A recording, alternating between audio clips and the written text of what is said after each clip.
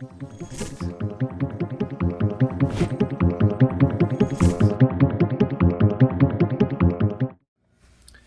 it going, knife nerds? We are here today with the Vosteed Porcupine, and we're going to talk about how you kill it in the budget knife game, because Vosteed right here has killed it in the budget knife game. This is the quintessential para 3 killer. What do I mean? Well, we've got something here that is better than a Spyderco para 3 for less than half the price of a Spyderco para 3. That is how you kill it in the budget knife game. So let's talk about why this thing is a para 3 killer, and why I think if you want a really nice EDC knife on a budget, this is your go-to right now. Now, we all know knives come and go. It's early in the year. By the end of the year, this might be low on the list. We don't know. But for right now, this is the quintessential para 3 killer. So, let's check it out. Let's look at some specs here. We've got a roughly 3-inch blade, a little under 3 inches. We've got black micarta on the scales. We have got a top liner lock, which is basically a compression lock, but in this case with a button. Instead of having to squeeze it with your finger like you do with a para 3, you push a button to close the lock. So this is a very strong lock type system here. You can see you've got the blade stop pin, and then you've got the lock stop pin on top. So essentially, if you don't know how a compression lock works, basically it's like a liner lock with an extra pin wedged above the lock bar, so that you have 2 locking points instead of 1 like you would have on a liner lock. So this is way stronger locking system than a typical liner lock, and so very robust lockup. Other things about this knife that are robust: you've got dual standoffs back here, and then you've got a bottom pin as well. There's a pin here to make to increase rigidity. Now, they could have done all this with just a plain old backspacer, but Vosteed wants to be a little different, I guess, and it works. It's still only 4 body screws that you need to remove to take it apart, so it doesn't make it any more difficult. So however, this handle feels insanely sturdy. So you've also got a 6mm pivot in here, so a big beefy pivot and plenty of rigidity in the back side of the knife, and then that really strong compression lock. So you've got just a whole lot of rigidity and sturdiness in a small compact EDC knife. This is a workhorse, guys, no joke. We've got 14C28N steel. That is Sandvik, which in my mind's eye is one of the top budget steels on the market today. You've got some others like Nitro V out there, but to me the 14C28N is one of the better budget steels, and I really dig it. We've got a nice copper PVD coating on this blade. They have several variants of this knife. You can get it in satin, you can get it in black, you can get it in various different things. They even have some with G10. This one's got black micarta, but there's quite a few options out there for you. You do have a wire clip, and this clip, in my opinion, is just freaking awesome.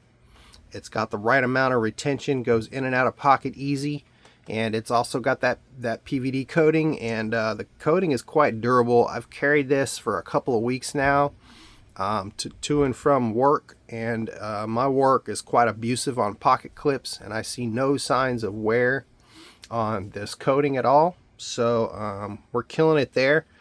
Normally if I was to carry a coated pocket clip or anything like that, I'm going to see scratches and wear on that pocket clip within the first day of taking it to work. but this coating has held up against that and not shown any signs of wear as of yet. So quite pleased with the pocket clip on here, which is reversible, so you can put that on the other side. And for you lefties out there, this is a fully ambidextrous knife. The button is actually, you know, easy to close left-handed, so fully ambidextrous. And yeah, man, this knife is just absolutely killing the game. For 69 bucks on Amazon, if you're gonna pick it up on Amazon, you know, the current price right now is $69 giggity. And man, this is just a whole lot of knife for 69 bucks. No joke. I can't remember the last time I looked at a, you know, sub $70 knife and said, yeah, that's the one I'm gonna carry for work for the foreseeable future. But this is doing it for me, man. I'm right there on it. So what are the cons of this? Well, I mean, it's pretty tough to call because everything here is really well done. There's no lock stick. The action is good. Blade centering was a hair off on this one. I've kind of tweaked it now and gotten it pretty well centered. It's on bearings, and the correct bearing size for skiffs is a 6 millimeter size with the 3/64 balls. And I've got those on order. I don't have them yet, so I'm not going to be swapping them here on camera today, but suffice to say there are skiffs to fit this. And yeah, so man, the only con for me really is the access to the deployment hole is a little, it takes a little getting used to. It's not to say that it's bad, it's just a little tight in there, and it takes a little getting used to. Once you get used to it, thumb deployment is wonderful. You know, I know where it's at, I know where my thumb belongs, and so thumb deployment is great. It took a while to, you know, for my thumb to develop that muscle memory, exactly where to put it and exactly where it needs to go. And the same goes for the reverse flick, which, you know, there's a couple different places you can do this. You can put your finger up here in the front of the hole like that, or you can go to the back of the hole like this.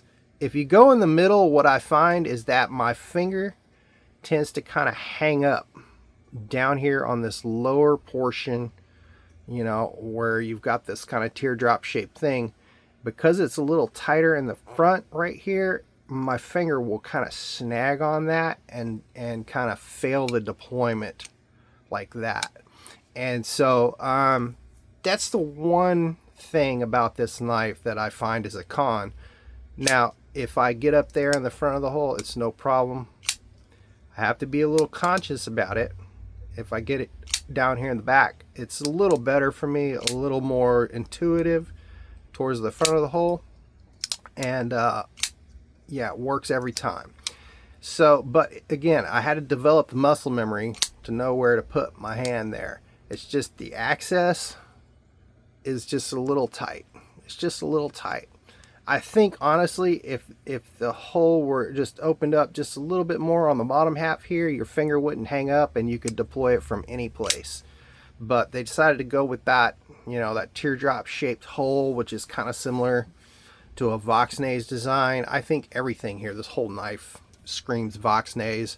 And honestly, it's a giant mouse killer as well as a para 3 killer, because, you know, this is just making a biblio look stupid. Honestly, I'm not gonna lie. Like, this is, if they do a premium version of this with like titanium and, you know, 20 CV or Magna Cut or something like that, there's no doubt about it. This is a biblio killer. In fact, pretty much kills half a giant mouse's line. And so yeah, man, I don't know what else to say about this thing except that it's a perfect budget knife for EDC. Great ergos, good choke up here, nice action, compression lock, button lock, and solid lockup, solid build quality. I did sharpen this one. Now it was the original angle was around 21-ish degrees, and it felt a little chunky behind the edge to me. But I took it down to 20 degrees, and it is just screaming sharp. Just a good working edge, no mirrored edge or nothing like that. Just a good 800 grit working edge, and it's just screaming sharp, sticky sharp. And it's not the highest HRC.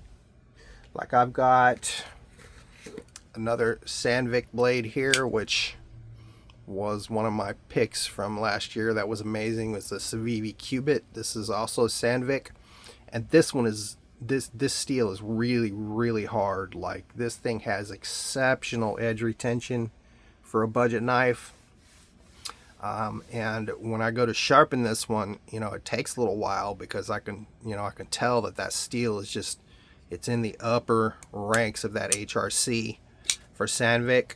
This one didn't quite get to that point of hardness, but it's, certainly good enough, and it's a little easier to sharpen. So, trade-offs, it's easier to sharpen, or it's going to have better edge retention. I'll take either one. Either one works for me, guys. If I can get it razor sharp within a couple of strokes, hey, great, that's fine. If it takes me a little longer, but the edge lasts twice as long, hey, that's fine too. I can go either way. If I had to make a guesstimate, I'd say this is like maybe 58-ish, 59-ish HRC, whereas this is going to be over 60. And so that's just, my guesstimation, my built-in, digital blade hardness tester. So, yeah, man, Vosteed is killing it here. I hope they make a premium version of this. I hope they make a large version of this. I'd love like a 3.5 inch, with titanium and Magna Cut. I think they would kill it with a model like that. But this right now, 69 bucks, just an absolute no-brainer. Guys, go out and buy one. Buy two, buy three, put one in your glove box, give one to your girlfriend. They're killing it. Vosteed Porcupine is amazing. Later.